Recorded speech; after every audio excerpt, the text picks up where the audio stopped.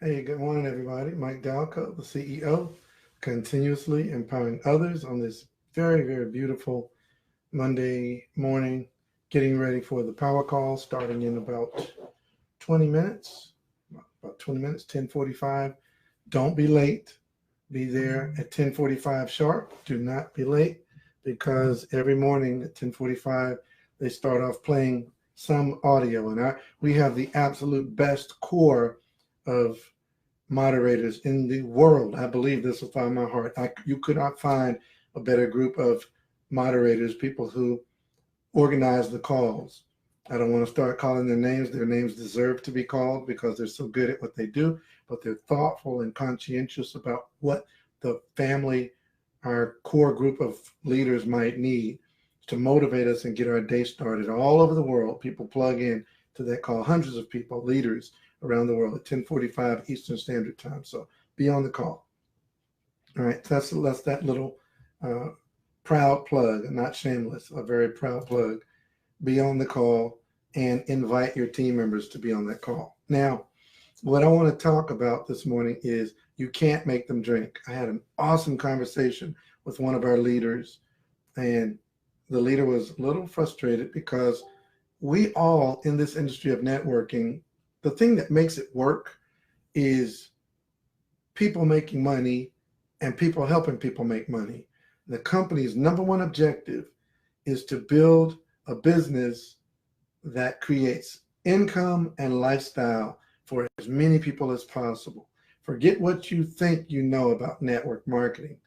The key to network marketing business is people earning money. If the people don't make money, that business is not going to be in business very long.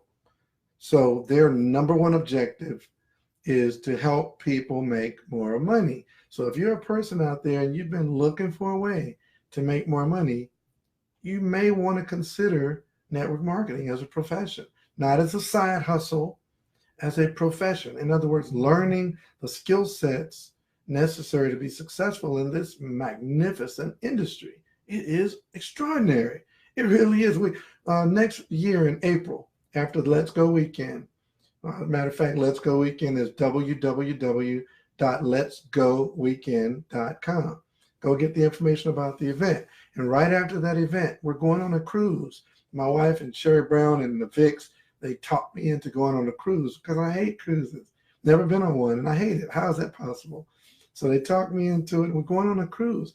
And I had always maintained that going on vacation and being on resorts, that's a lot of fun. But it's more fun if 100 of your family and friends, thank you, Sherry Brown, for typing that in. If 100 or more of your family and friends and business partners can go on the cruise with you, that would be even more fun, right? And so, literally, hundreds of us are going to be on that ship, going together, cruising the Caribbean. Have a great time. I think it's 4 or 5 days or something like that. We're going to dock at several different ports of call, and we're going to have a blast together. That's network marketing. It gives you the opportunity to make money together, enjoy lifestyle together, build relationships and bonds that will last a lifetime. Part of this business is growing a team based on referrals. And very often, the number one obstruction to you reaching your goals and living your dreams is being willing to talk to people. And as you're building your business, you'll notice the business is equal to everybody. The same compensation plan, it's the same products, the same website. We all do business in the same 146 countries here in Karatbars. And so everything is equal. So why do some people rise to the top and other people struggle? And some people don't get started at all. It's the mindset. If everything is equal, okay, let me dial it back a little bit. Some things are not equal, like your demographic. And to a large degree, network marketing is homogeneous, meaning, okay, I'm obviously an African American man, and I have African American. No, let me dial that back. I'm an indigenous man. I'm learning, so thank you to the Bay Brothers for teaching me that. I'm an indigenous man, aboriginal. I'm aboriginal. I'm an indigenous original man. And so I have indigenous parents who have indigenous parents. I have indigenous grandparents. And so my entire cultural experience is that of an indigenous man. So, politicians draw red lines around districts to kind of, long time ago, they used to segregate us. You guys know that's right, right? We would be segregated. And even if you lived in a city, I'm actually drawing this on the board because it's actually pretty egregious. Even if you lived in a city, it's a little city here, and I lived here, and one of my good white friends, I'm an indigenous person, and one of my European white friends lived here, and I lived here. Politicians would actually draw districts based on the census around European people, and then they'd draw another district around the indigenous people. That's real. Go do your homework. That's real talk. And I know sometimes I come off a little hardcore. I know that I do. And that's intentional because the longer I live and the longer I'm free, the more time I have to read books. I got a stack of books right here that I'm reading. One that I'm reading right now by Robert Kiyosaki, book Fake. This stuff will get your mind thinking the right way. And as I get to learn more, I'm filled with more. I get to share more. And it's real talk. Redlining, Eric Duray Muhammad said,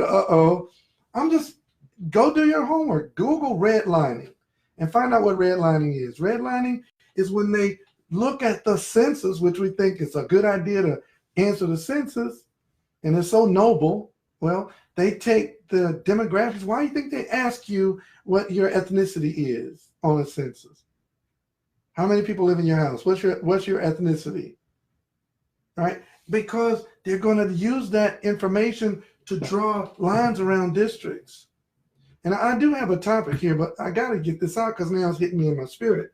So they draw lines around these districts, and so this district is taxed. And if the lower income people are in this district, the tax that goes to the school funds the education of the people in that district. And if the funding is low, that means the teachers' pay is lower. That means fewer teachers want to work in that district. That means there are more kids in the classroom. That means the whole cultural experience is just different. Don't be mad. It's just different. So my good friend over here, Todd, lived in a different street, in a different district, and goes to a different school. They're going to have a better quality of education. And all that stuff is strategic. It's all designed to divide us. Well, in networking, that's not equal. That's not equal right there. In networking, it's all equal, but we have a different cultural experience. So because we're homogeneous, we end up growing up in this neighborhood, then we talk to all the people in this neighborhood. And it ends up that just by force of habit, the people in your neighborhood are the people you talk to. So when you're building a business, you're going to start the business with the people you know, right? So it's homogeneous almost by force of nature. So my first few people that I sponsored in my business, they're indigenous people as well. And then slowly but surely, it began to matriculate as I began to travel more with the business. I started meeting people in airports and in restaurants, and I'd give them my card and we'd talk, and then end up joining the business. Now I've got people in Hawaii, people in France and Europe and Asia and the United States and Alaska and Hawaii. And I mean, they're everywhere. So it started out more homogeneous, and then it blossomed into more of an international experience.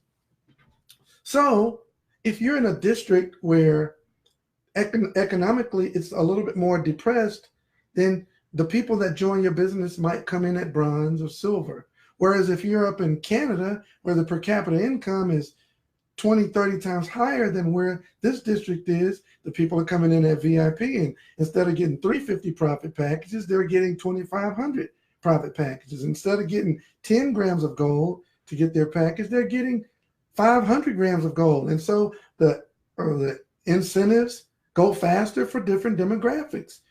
This is why you have to read books to personally develop yourself, so you're not comparing yourself against people in different demographics. Everybody's experience is different.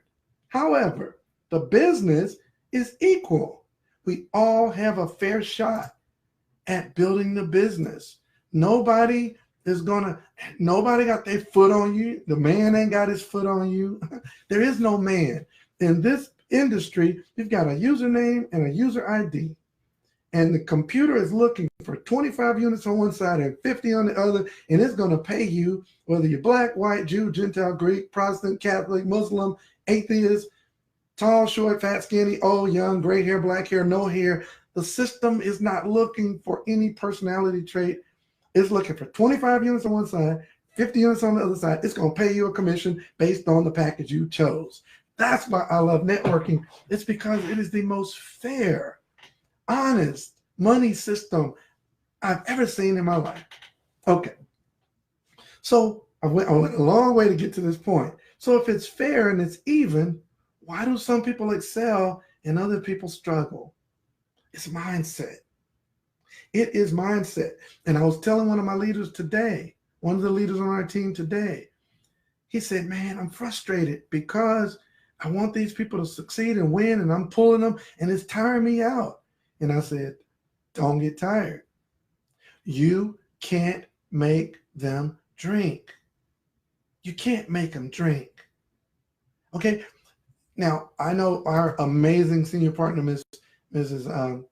Tammy Morrison, says, you can lead a horse to water, but you can't make them drink. She says, but if you put salt in their oats, they'll be thirsty and they'll drink. Well, you know what? Some horses are so stubborn, you put salt in their oats and they'll just die of thirst. Some people, you just can't make them drink. So don't try to make them drink. This is what I encourage you to do. When you sign up a new affiliate, be systematic in your approach to how you introduce them to the culture and to the rest of the team. Sign them up, right? You should probably be writing this down. Somebody should probably write this down. Put it in the comment section. Step 1, sign them up. Another lady called me this morning. Man, I've done more work this morning before 12 noon than most people do all day. This sister called me up and she said, I think this lady has some money and I want her to get a VIP. Which one should I encourage her to get? Which package should I suggest that she get? I said, don't suggest any package. She said, huh? I said, yeah, we're not suggesting packages. We don't sell packages. So be systematic. Sign them up. Number 2, make sure you do a 3-way call with someone in your success team. Your success team are people that were in before you in your direct line of sponsorship. Introduce them to several people within your success team. This is during sign up. Sign them up. Introduce them to someone in your success team. Number 3, send them a welcome letter. Well, you say, well, Mike, they already joined, and Carrot Bar sends them a little welcome. It's basic. Send them the wealthbuildersworldwide.net welcome letter because it's something they can always refer back to as they're processing through learning the business. Send them a welcome letter. Number 4, that's right, Sherelle Quarterman, get in where you fit in. Number 4, have a goals conversation, GOALS, goals. What are your goals? Have a goals conversation, and it goes something like this. This is why you don't have to suggest a package. Okay, welcome to the team. Introduce upline. Goals conversation. Okay, did you join just to save gold? Or did you also want to get a business package so you could earn weekly and monthly? Or do you want to earn just monthly in the free position? You ask them, do you want to just save gold? Do you want to earn once a month in the free position? Or do you want to also earn weekly and monthly by getting one of the business packages? And they'll say, you know what? I need to earn weekly. I need to make a lot of money. Okay, great. We've got several packages to choose from, starting with VIP. There are multiple ways to get VIP. There's the physical package. That's about $3,600. There's the digital packages, anything from 3,000 euro and up. Do you need physical delivery or is just digital delivery okay? Do you want a phone? That 2,500 will give you VIP. It gives you the phone and 2,500 euro worth of cryptocurrency. Talk them through the options. Well, you say, well, Mike, that'll take a long time. I need to sign up a lot of people. Sherry Brown taught me this: slow down to speed up.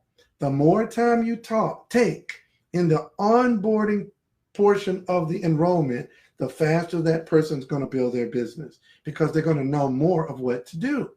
So walk them through all the different product options, all the way down to bronze and bronze profit packages, and then say which one of those is best for you.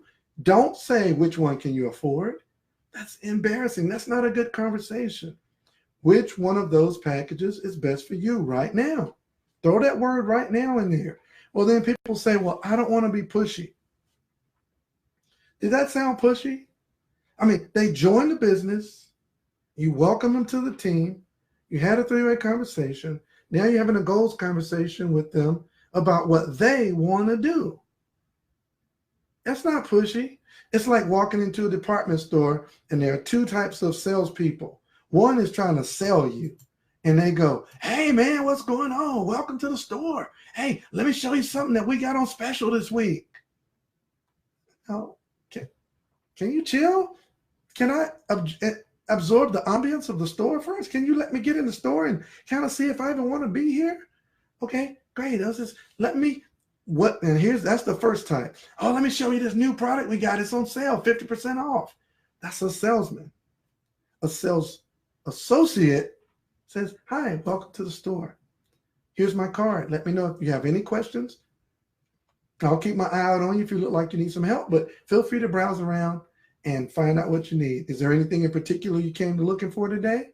They ask a probing question. No, I'm just browsing. Great. Well, I'm Michael. Great to meet you. Take a look around, and I'll be keeping my eye out on you in case you need me. Just wave your hand. Get out of their way. That's the second type of sales associate. They're not pushy. Yes, Joel Springer. They're helping them decide. Yes, Trina, I love that, Trina James, a consultative approach. You're consulting, you're not selling. Now, before I get too far in that, let me talk about sales for a second because people have a huge misconception, and I got 1 minute.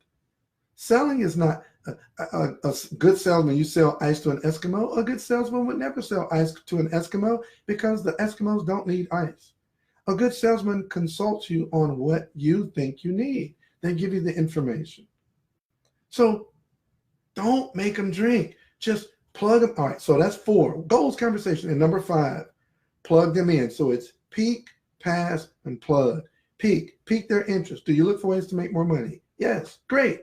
Pass them over to a presentation. You don't have to be the information. Lead them to the information. On either a Tuesday or Thursday night presentation or your capture page.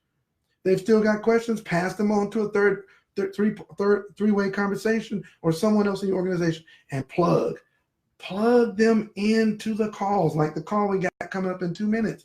Don't make them drink. Lead them to the water, and when they're thirsty enough, when life hurts enough, when they get fired off their job, when they get married, when they have a new baby, when something happens in their life and they know they need this opportunity, they will drink. This is Mike Dalcoe, the CEO, rushing through this conversation because I got to get on the call. I need that call today. Get on the power call. We'll see you there.